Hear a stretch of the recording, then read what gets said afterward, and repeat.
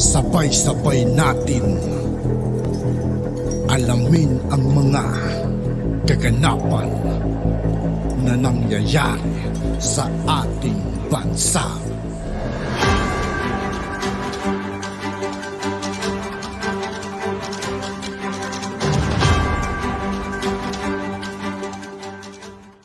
Yo, what's up mga kaibigan? This is I2K po again. Ngayon nandito naman ulit tayo sa channel ni Banat Kabayan TV. Dito naman ulit tayo magbibigay ng komento at reaksyon. Kaya samahan nyo ako guys. Let's go! Usapan natin ngayon, ito po, no, yung nangyari po na pag-ere po ng boses. Boses lang po ni Pastor Apollo Kibuloy. Hindi po nagpapakita ngayon si Apollo Kibuloy. Hindi po natin alam kung nasan po siya. Kung siya po ba ay nasa Pilipinas na o nasa ibang bansa. Giging malapit na kaibigan Pulong Duterte. So, punot dulo pa rin, Duterte pa rin, politika. Ayon sa sinasabi ni Pastor Kibuloy, no?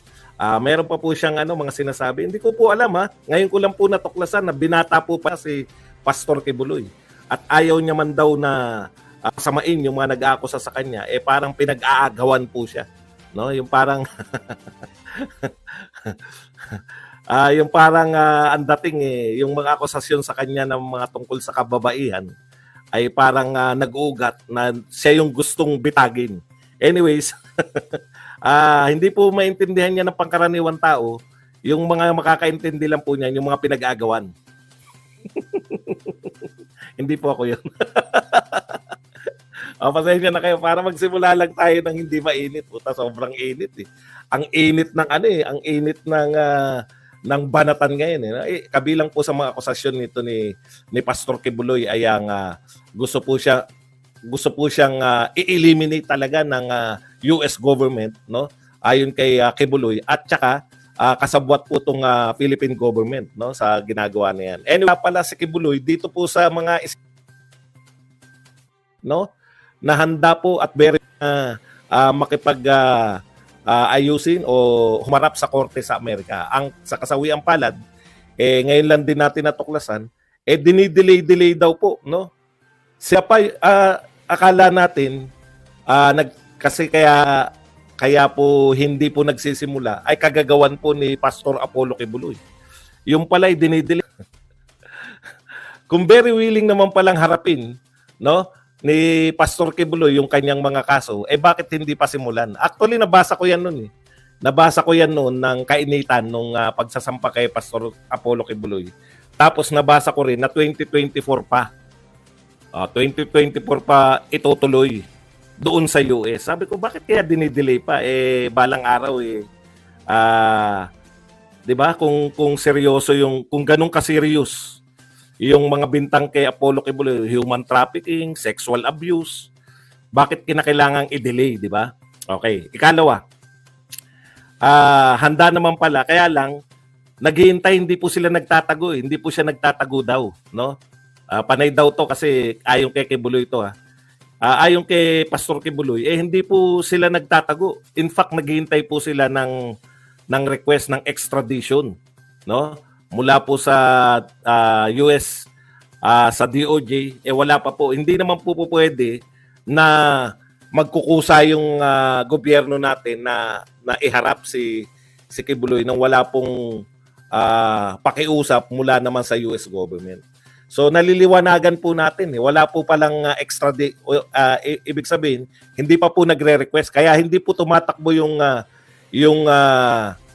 kaso pa sa US na very willing naman daw, no, na harapin ni Pastor Kibuloy dahil nga sa panyanyari na wala pa namang request sa DOJ. In return, hindi pa ma-surrender ng DOJ o ng pamahalaan ng Pilipinas si Pastor Kibuloy, no? Tapos, ang sinasabi ni Pastor Kibuloy, deads na siya Yung kanyang katawan, wala na Kaya, very willing siyang mamuno sa Pilipinas. Parang revolusyon na panawagan ni Pastor Kibuloy, no? Nananawagan na siya ng revolusyon. Siya na mamumuno ng isang bagong revolusyon.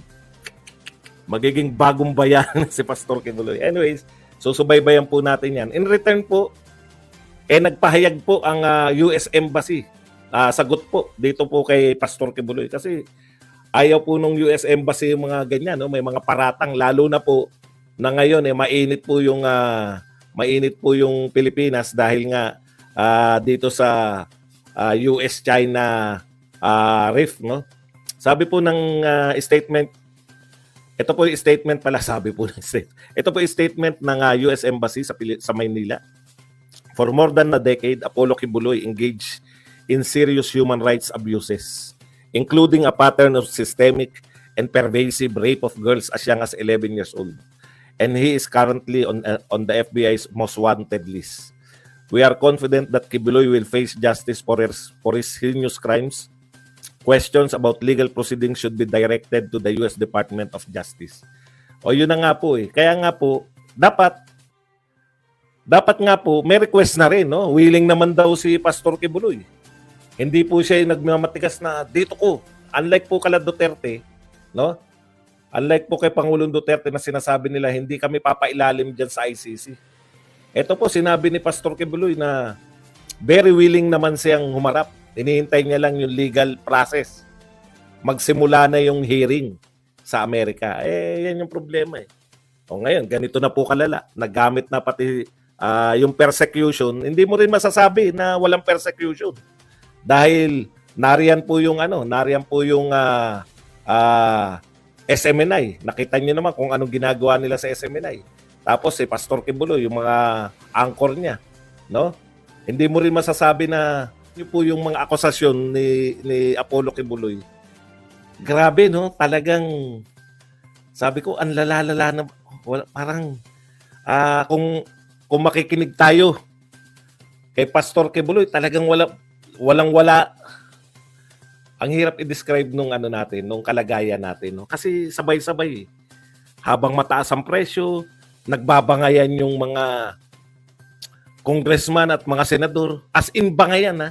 As in, tignan niyo po ang akusasyon ngayon. Kung magbabasa po kayo ng mga akusasyonan, ang sinasabi po ngayon ng mga congressman ay kay Amy, no? Ang sinasabi po ng mga congressman kay Amy, ang lakas na, eto, hanapin lang po natin. Ayan, araw-araw po yung mga congressman na nasa media ngayon, mayroon po silang press conference araw-araw. Araw-araw din pong may press conference si Amy Marcos. Balitaktakan po sila. Ang latest po ay yung ang dami rin pong nilantad ni Amy Marcos. Instead po na pabulaanan nila yung sinasabi ni ganito po, no?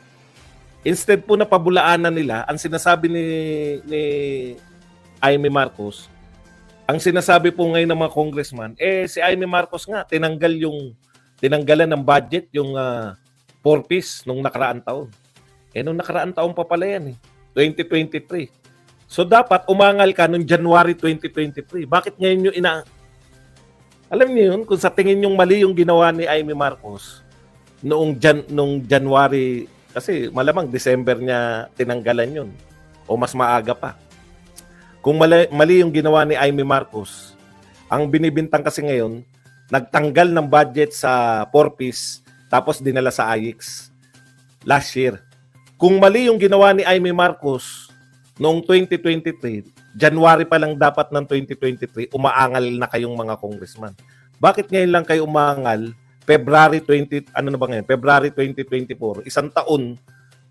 Ibig sabihin, wala kayong nakikitang mali hanggat hindi kayo kinakanti ni Amy Marcos. Nung kinanti na kayo, isiniwalat nyo na. Alam nyo ginagawa ng Senado at ng mga congressman? Mali yung ginawa nyo. Mali rin naman ginawa mo. Mali rin. Habang nag-aakusahan sila ng mga pagkakamali nila, nalalantad sa atin na panay kalokohan lang pala mga ginagawa nyo sa amin. No? Panay yung budget pala namin, pinaglalaruan nyo lang. Budget namin yan. Nakikita nyo? Akusasyon kontra akusasyon sila ngayon. Kahit naganap yan nung araw pa. Pati yung 51 billion tapos na yan. Kailan naganap yan? Nung panahon ni Pangulong Duterte pa. Bakit hindi nila question nung panahon ni Pangulong Duterte? Ang ibig sabihin, etong lahat ng ating politiko, alam nila yung mga kasalanan ng mga kapwa nila politiko, pero ilalantad lang nila pag kinanti sila. Ibig sabihin, pag hindi sila kinanti, kasalanan. nalalantad po tuloy kung anong uri ng mga tao kayo lahat. Oo, tama. Usapan natin. At yun nga po mga kaibigan, dito po nagtatapos ang ating reaction video. Muli ako po si I2K ng Sundalo ng Dunggalo. Maraming salamat sa patuloy na pagsuporta. Yeah, peace out.